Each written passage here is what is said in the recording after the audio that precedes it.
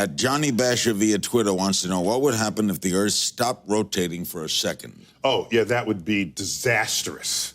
Disastrous, because right now, here in New York, you can calculate at our latitude, we are all moving with the Earth at 800 miles an hour, due east, because Earth is rotating. If you stopped Earth and you weren't seatbelt buckled to the Earth, you would fall over and roll 800 miles an hour due east.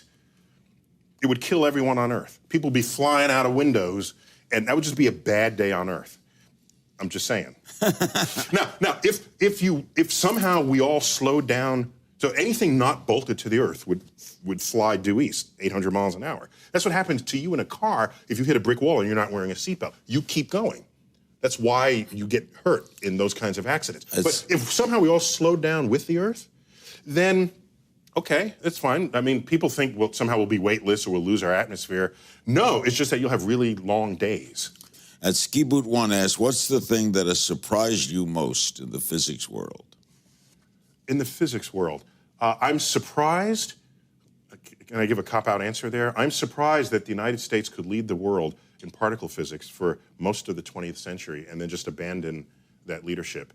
And now the most powerful particle accelerator is in Europe at CERN, the Center for, the European Center for Nuclear Research, but if you spell that in French, it spells CERN. They're ahead of us. And it's that particle accelerator that found the God particle, the famous Higgs boson. And we're just looking over across the pond saying, oh, can we a few of our scientists are on the project, but we're not the leaders of it. So you ask, what surprises me in physics? That we could, by vote of Congress, cede that leadership that quickly.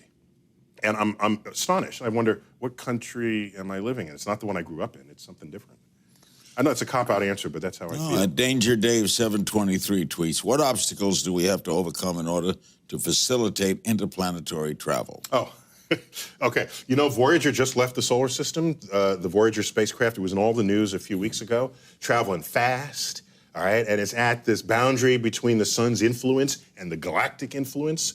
And so you can say, well, if you hitched a ride on that, how long would it take you? Because that's been going for 40 years. How long would it take you to get to the nearest star? The nearest star in a galaxy that has 100 million stars in it. Excuse me, 100 billion stars in it. The nearest star take you 40,000 years.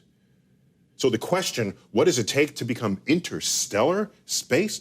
We either have to figure out a way to live a really long time or send a crew of astronauts that are really fertile so that the 80th generation down the line is the one who lands at the destination, or we have to find out something new about the fabric of space and time so that we can basically invoke the famous warp drive engines that are common in Star Trek, allowing them to cross the galaxy during the TV commercial.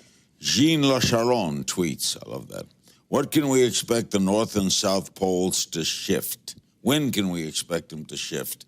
And what manifestations will we experience? They don't shift. They don't shift. Yeah, there was a lot of talk about pole shifting as we went into the year 2012, or the 2012 hysteria, which was basically a hoax on scientifically illiterate people of the world.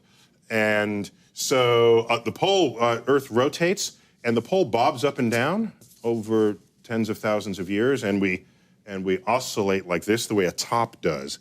When you see a top begin to slow down, nobody plays with tops anymore. I love tops. Well, you gotta love a top. I played with them. I love them. You spin it, and then it begins to. I love that. The official word is precess. We do that, and we do one full precession every 26,000 years. We don't flip.